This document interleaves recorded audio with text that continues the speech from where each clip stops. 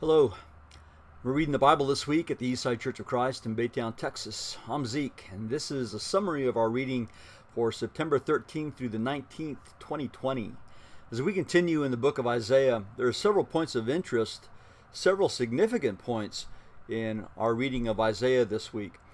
One is that it includes the final three of the four so-called servant songs of Isaiah. These servant songs are found in Isaiah 42, 49, 50, and 52 through 53.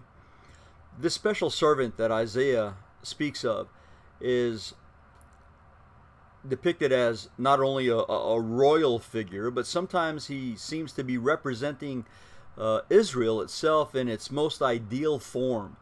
Also, he's represented as not only a priest that offers sacrifice, but as the sacrifice itself, as we'll see in a few moments.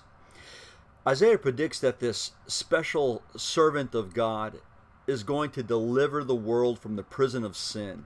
They're fascinating chapters.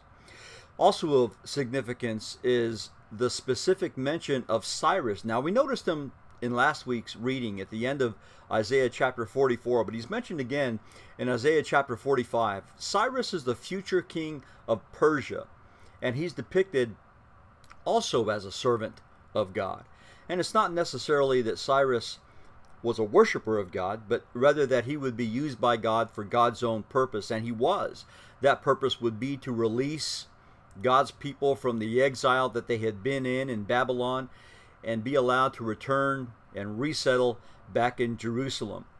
What's amazing about this prophecy is that it specifically calls the name of a man who wouldn't rule a kingdom for about another 200 years.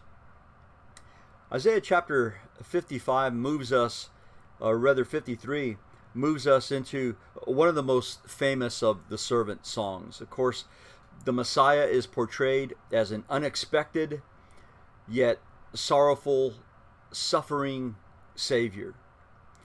And he willingly takes on the role of sacrifice for us. And because of his saving work, that chapter tells us that the servant is glorified. In some ways, it's a sad and sorrowful and solemn chapter, but in other ways, it's thrilling and victorious. Isaiah 55 offers a plea of reconciliation from God, even as he found his people not exactly what he had wanted them to be.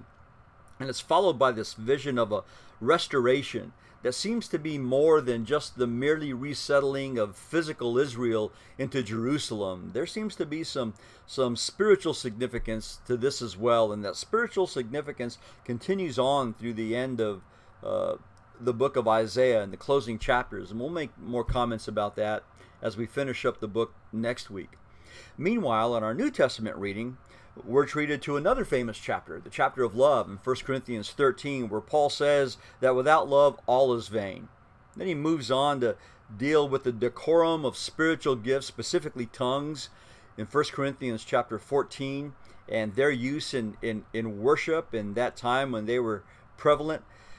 He continues dealing with other problems that they have. He deals, or he addresses their concerns about resurrection in chapter 15. That's another fascinating chapter before he finally deals with their monetary contributions in chapter 16.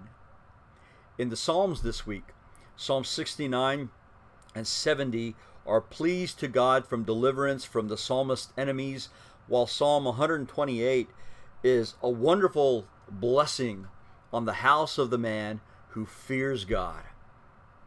Wouldn't we all love to live in that kind of a household? Well, we can. Fear God. Do his commandments.